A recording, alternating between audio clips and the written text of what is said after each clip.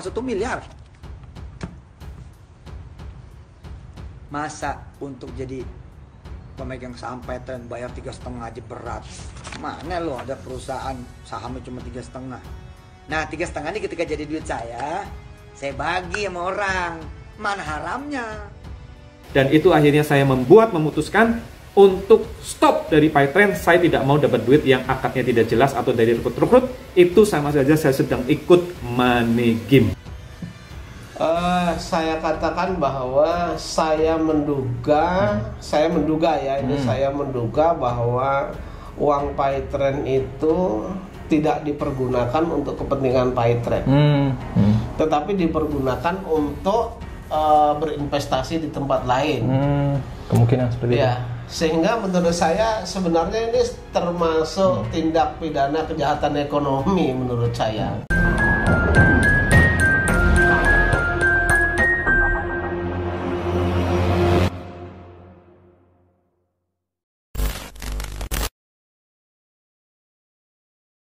Kita baca, ini ada artikel dari Sindo News ya, berjudul Di Balik Money Game, Skema Ponzi dan Paytrend.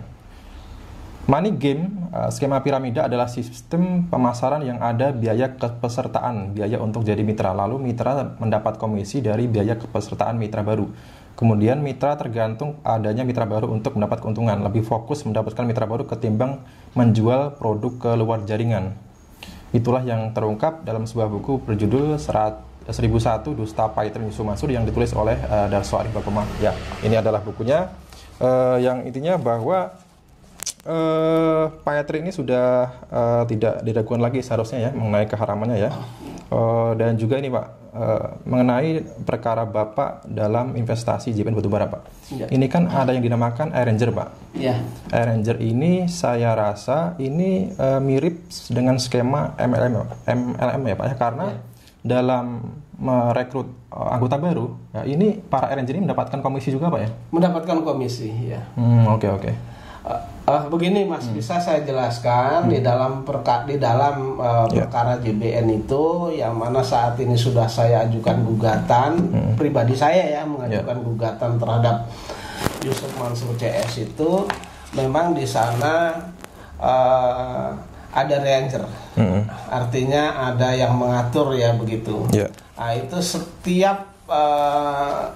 setiap anggota nanti yang dapat merekrut investor baru itu akan mendapat bagian. Jadi sebenarnya sama bagian. Kalau misalnya BMT itu bagiannya 3% kan begitu. Terus kemudian ada anggota, kemudian dapat orang, kemudian masukkan kepada BMT, itu juga ada bagiannya. Gitu. Jadi ada beberapa dari mulai kepala, kemudian tangan, kemudian kaki dan seterusnya kan begitu. Memang di sana hampir itu dapat bagian. Jadi semua kalau saya pelajari hampir semua bisnis Yusuf Mansur ini yang digagas ya seperti itu. Artinya begini, kalau saya ibaratnya saya sebagai orang yang merekrut Mas Haji, Mas Haji mendaftarkan, saya dapat bagian dari Mas Haji. Dapat bagian uang pendaftaran Mas Haji. Kemudian Mas Haji bawa orang lagi, nanti saya juga dapat bagian, Mas Haji juga dapat bagian gitu. Jadi menurut saya ya ini sebenarnya MLM yang yang dikasih baju Ustadz atau Islami. Sebenarnya menurut saya sih tidak Islami sama MLM haram yang berkedok atau dibungkus dengan agama begitu. Dengan agama begitu ya. Mengenai dengan sistem MLM ini adalah sistem di mana ini kecenderungan terdapat pada hampir semua bisnis yang dimiliki oleh Yusuf Mansur ya, karena sebelum adanya Paytrend atau VSI itu Yusuf Mansur mempunyai bisnis MLM juga bernama Miracle, yaitu penjualan multi level marketing dengan menjual produk berupa minuman begitu ya, minuman yang bisa untuk pengobatan begitu. Nah, kita coba putar video di mana Yusuf Mansur ini tetap bersikukuh ya dengan kehalal PyTrend, padahal banyak ulama yang mengharamkan PyTrend ya. 7. Kalau 7 ini ikut titanium semua, lalu kemudian full dia kerja buat PyTrend. Kan orang kerja buat PyTrend enggak full, Pak. Dia masih kerja, masih ngajar, masih kemudian jadi apoteker, masih jadi dokter, masih jadi terserah lah. Kita juga nggak maksa orang berhenti kok. Jalanin aja Sabtu Minggu, jalanin aja malam hari. Tapi kalau dia full, dia kayak Bu Selfie, dia kayak Jasman, dia kayak Iman, kayak Ngudi, kayak siapa lagi? Asdin, kayak siapa? Martin, Naryo, Adnan. Kalau dia full, 7 anggota keluarganya full, kali 300, maka satu keluarga ini penghasilannya 2,1 miliar. Masa untuk jadi pemegang saham PyTrend bayar 3,5 aja berat. Mana lo ada perusahaan sahamnya cuma 3,5. Nah 3,5 ini ketika jadi duit saya bagi sama orang. Mana haramnya? Oke teman-teman, itu tadi adalah cara Yusuf Mansur menawarkan PyTrend, dan juga ini pembelaan Yusuf Mansur terhadap pendapat ulama lain yang mengatakan bahwa PyTrend itu haram ya. Saya juga punya video di mana ada seorang mantan leader PyTrend yang bisa dikatakan bertobat gitu ya. Leader ini menyadari bahwa PyTrend ini adalah money game atau skema Ponzi, teman-teman. Kita langsung saja putar videonya ya. Jadi ada yang sampai borong 31 titik, dan di grup saya itu banyak karena saya ketika presentasi ya, tentu kalau presentasi PSI udah biasa jual namanya UYM, yang datang banyak. Ya, yang datang banyak nih perusahaan UYM. Ayo siapa cepat dia dapat, ayo silahkan ikut. Nah, kemudian saya jadi presenternya, banyak orang bergabung dan langsung bisa gabung 31 titik untuk orang-orang berduit. Padahal 31 titik modalnya berapa? Ya kali aja 300 ke 31. Ya besar toh. Nah, tapi banyak yang ikut. Dan itu buat apa gabung sampai 31? Kan kita hanya kalau sesuai akad, kita hanya masuk untuk mendapatkan teknologi dengan bayar 350 ribu. Ya, tapi ini sampai 31. Tujuannya apa? Bukan karena untuk mendapatkan produk. Tujuannya adalah untuk sistem, untuk percepatan penghasilan. Ya, jadi disinilah yang membuat saya akhirnya ragu lama-lama. Walaupun saat itu saya lagi enak-enaknya dapat bonus banyak, tapi kok hati kecil saya tidak nerima. Lah ini kan kayak money game. Akhirnya orang store duit banyak, kemudian dia rekrut, fokusnya adalah recruiting, bukan fokus ke produk. Salah satu ciri money game adalah bonus yang didapatkan itu dari recruiting, bukan dari produk. Nah, terjadi di VSI atau di PyTrend ini, saya dapat bonus besar, itu adalah bonus dari rekrut-rekrut orang. Orang masuk 3 titik, orang masuk 31 titik, jualan titik. Ya, jualan coupling yang nggak jelas itu kan tadi, bukan dari produk. Bonus, saya dapat bonus dari produk berupa royalti pulsa dari setiap transaksi di jaringan saya, tapi kecil teman-teman, itu nggak bikin kaya. Nah disinilah kenapa akhirnya saya menyimpulkan ini sudah berbau money game, karena bonus yang didapat yang paling besar adalah bonus recruiting. Orang store duit, kemudian duitnya dibagi-bagi ke atas. Itu adalah ciri-ciri money game ya. Sementara kalau dari produk, ya bonus hasilnya dari omset produk. Nah ini omset produknya transaksi pulsa, transaksi listrik, bayar tagihan, asuransi, beli tiket. Nah itu kita dapatnya kecil teman-teman, karena jarang orang mau pakai teknologi PyTrend saat itu. Nggak semuanya, ya pakai seadanya gitu ya, pakai seadanya. Jadi bonus royalti yang saya dapatkan itu kecil, puluhan ribu. Sementara dari bonus rekrut, bonus sponsor, bonus pasangan atau matching ketika kiri kanan seimbang, dapat bonus besar dari situ, ribetnya pun dihitung dari kiri kanan. Yang dikatakan Pak Erik ini adalah fokusnya itu adalah recruiting atau mencari orang-orang baru ya Pak ya. Jadi produk itu hanyalah kedok. Tanggapan Pak Jenny dengan adanya statement dari leader PyTrend ini Pak? Ya benar. Menurut saya yang selama ini saya tangani dan saya bertanya juga kepada karyawan itu, mereka hanya bukan jual produk, ya kan? Mereka hanya dari merekrut orang itu, anggota itu, semakin banyak anggotanya dia semakin dapat banyak kan begitu. Ya jadi menurut saya ya, kalau saya berpendapat itu adalah money game. Karena tidak jual produk. Beda dengan jual produk loh Mas ya. Misalnya perusahaan punya produk A B C D. terus kemudian Mas Haji beli, kemudian dijual lagi, beda. Kalau ini kan saya merekrut Mas Haji sebanyak mungkin saya merekrut, merekrut orang itu akan mendapat bonus yang banyak. Kemudian anggota saya merekrut lagi, saya juga dapat, terus ke bawah dapat. Artinya ini kan sebenarnya menurut saya hanyalah mengisap ya, kalau saya ini mengatakan mengisap uang anggota lah begitu. Menghisap uang anggota di bawahnya. Uang gitu. anggota Artinya di kan ada pihak-pihak yang terdolimi ya Pak, terutama pihak donen-donen bawahnya nih Pak. Pemahaman saya begitu. Jadi ada pihak-pihak yang terzolimi, apalagi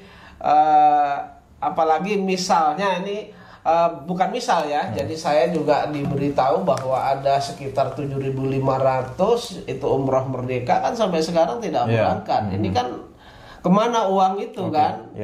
Ya, makanya menurut saya ya terzolimi orang-orang 7.000 hampir 7.500 itu sudah booking seat minimal kalau nggak salah 3,5 juta apa 3 juta itu sampai dengan sekarang kan mereka juga nggak berangkat umroh kan begitu.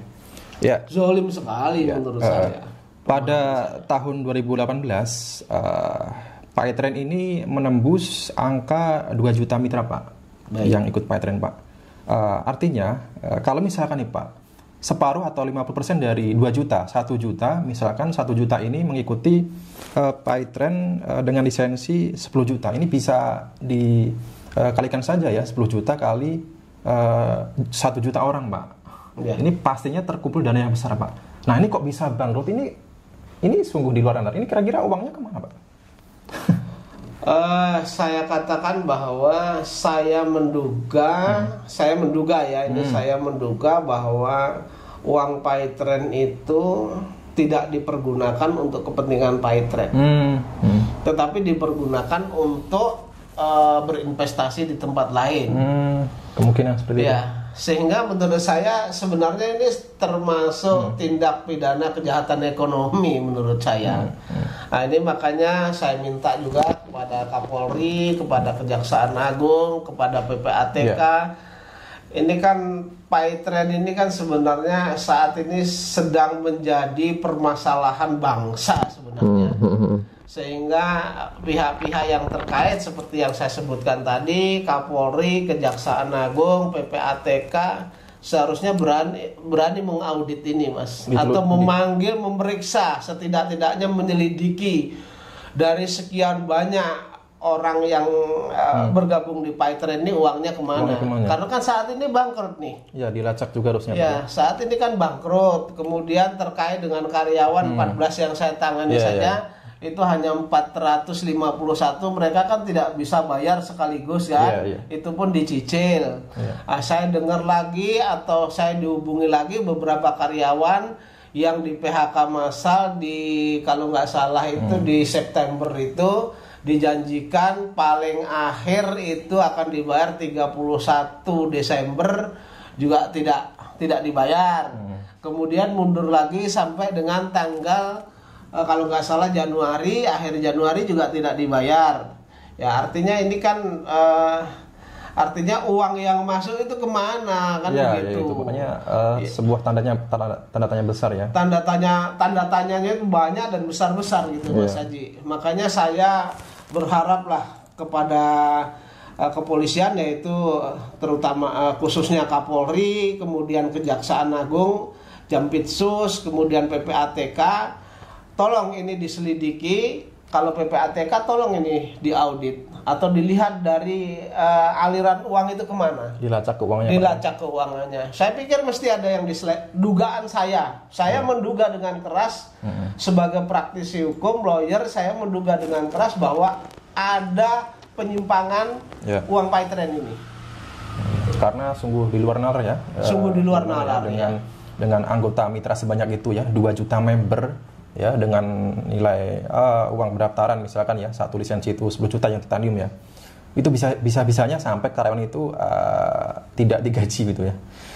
Kemudian berlanjut dengan terkait dengan statement dari mantan leader ini, bahwa MLM PyTrend itu sama saja adalah money game atau ponzi ya. Saya baca dari buku yang ditulis oleh Pak Daso Arif Bakoma ya, halaman 65 berjudul PyTrend Penipuan Money Game yang Berkedok MLM ya. PyTrend penipuan berkedok MLM mungkin akan mengejutkan banyak orang, tapi dari skema bisnisnya terlihat jelas bahwa itu adalah money game. Dan kalau money game mengakui sebagai MLM itu tentu sebuah penipuan.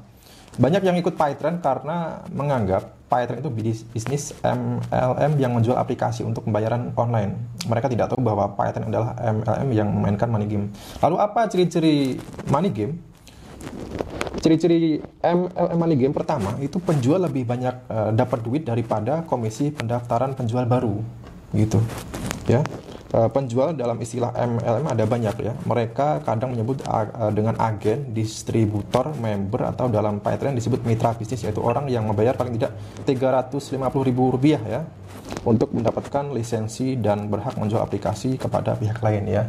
Jadi kita sering menyebut dalam penawaran PyTrend itu ada yang namanya agen, distributor ya. Itu hanyalah topeng belaka, hanyalah kedok belaka. Makanya kita tidak heran ya, dalam PyTrend itu kita kadang melihat jika ada sebuah misalkan agen ya, agen PyTrend itu di spanduknya, di posternya itu justru malah tertulis di situ menerima pendaftaran agen baru. Nah ini kan aneh juga. Biasanya sebuah toko ataupun agen itu tidak ingin disaingi, tetapi ini malah mencari orang-orang untuk tertarik menjadi agen baru begitu. Nah ini difokuskan ya, ini adalah untuk mendapatkan keuntungan dari biaya pendaftaran itu Pak. Jadi bukan dari keuntungan dari menjual produk itu sendiri, karena dikatakan dari mantan leader PyTrend ini keuntungan dari penjualan produk PyTrend itu sendiri adalah minim ya, sedikit ya. Jadi keuntungan yang didapat itu berfokus kepada pendaftaran rekrutmen baru Pak.